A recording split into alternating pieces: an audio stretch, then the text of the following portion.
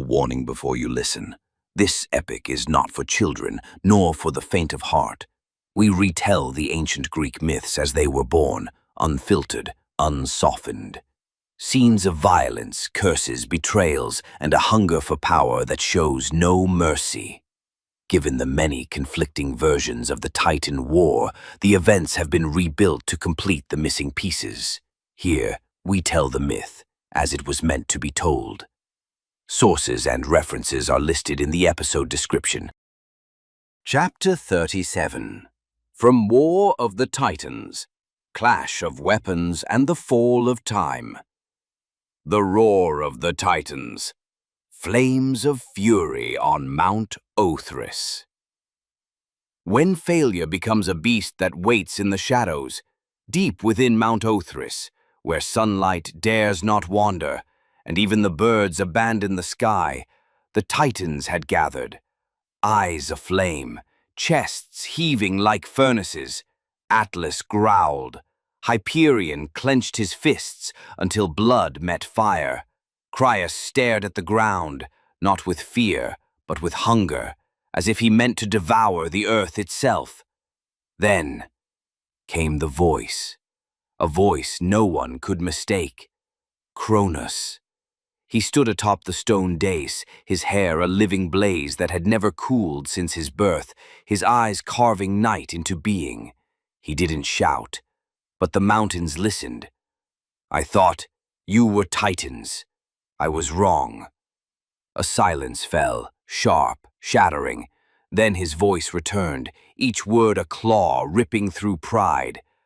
I thought you were the lords of the ages, sons of primordial creation, masters of celestial hell. But I was blind.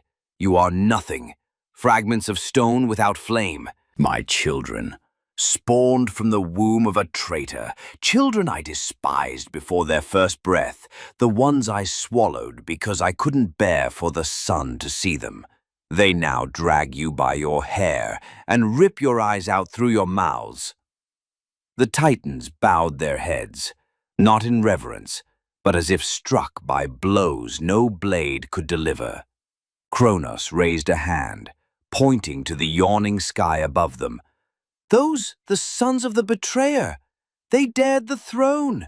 They believed that killing a few of our commanders, winning one battle at sea, and striking from the shadows means they've won, he roared, and the roar wasn't sound, it was earthquake.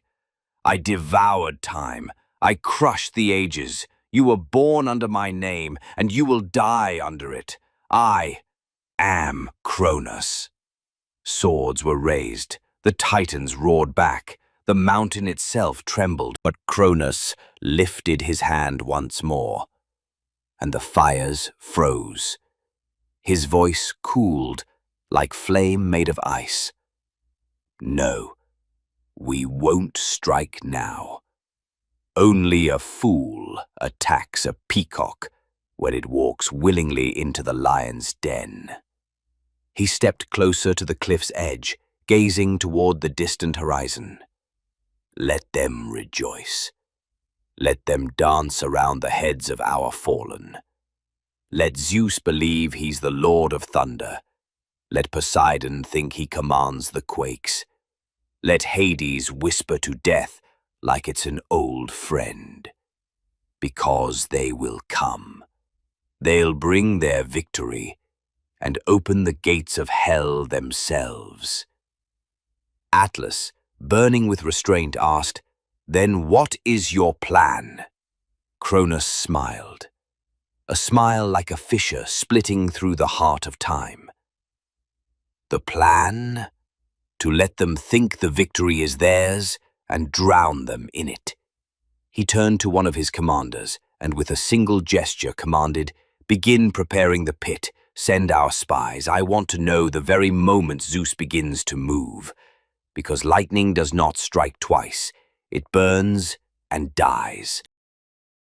This chapter of the epic has come to an end, but remember, what you've just heard is not a record of facts, but the echo of a myth, a story born from the imagination of the ancients, etched into the long memory of humankind. If this tale stirred something in you, if it opened a door to reflection or wonder, don't forget to support the channel and share the journey with those you love. And in the comments, tell us which moment in this chapter struck you the most and why. We'll meet again in the next chapter of this audio odyssey through time. Until then, farewell.